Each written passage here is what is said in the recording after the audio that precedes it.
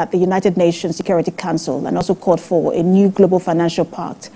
Nigeria's statement at the UN was read by Vice President Kashim Shettima, and TVC News State House correspondent Femi Akonde reports from the United Nations headquarters in New York. Vice President Kashim Shettima reads the national statement of Nigeria on behalf of President Bola Tinubu.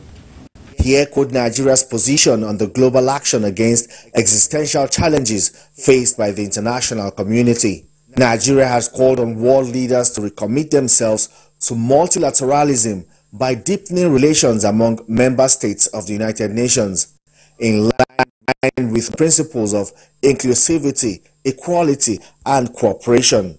We are particularly mindful of the imperatives of achieving the advancement of youth and women as a factor in national development, peace, and security.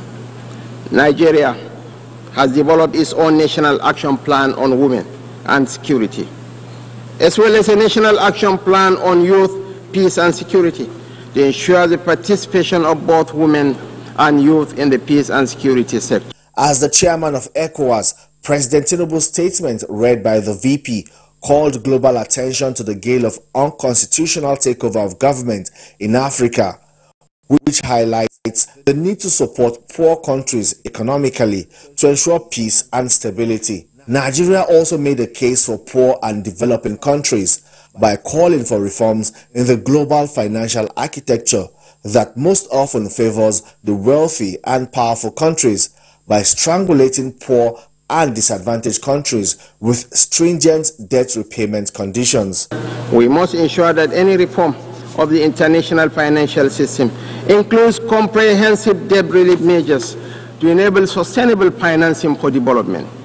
Countries of the global south cannot make meaningful economic progress without special concessions and a review of their current debt burden.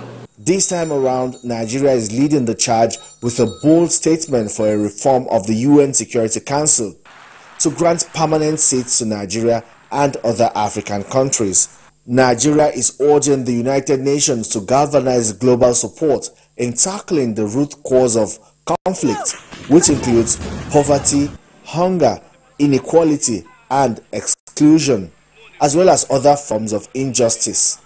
Nigeria insists the buck stops on the table of the United Nations if indeed there is a determination and shared responsibility to make the world a better place. Femi Akonde, TVC News, New York. Nigeria has solicited the support of Finland in its pursuit